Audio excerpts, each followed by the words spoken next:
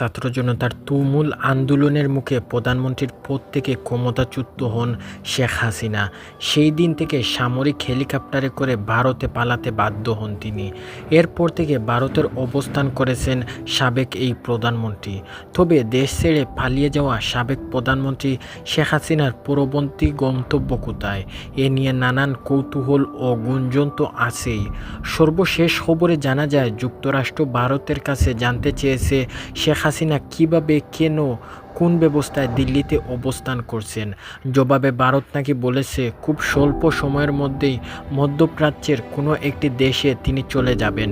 এই খবর ঢাকার সরকারি মাইকে জানানো হয়েছে বলে মানবজমিনে প্রতিবেদন জমা হয়েছে।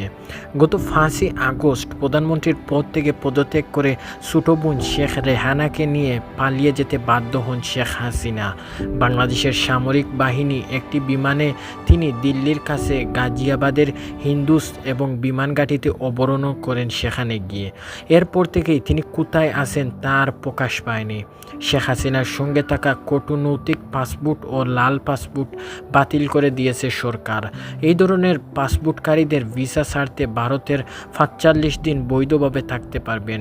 ইতিমধ্যে ভারতে শেখ হাসিনা প্রায় 2 মাস ধরে অবস্থান করছেন। কূটনৈতিক পাসপোর্ট তার বৈধভাবে অবস্থানের মেয়াদও শেষ হয়ে গেছে। এখন তিনি কোনো স্ট্যাটাসে দেশটিতে অবস্থান করছেন তা পরিষ্কার নয়। ভারতের পক্ষ থেকে বিষয়টি খোলাসা হয়নি।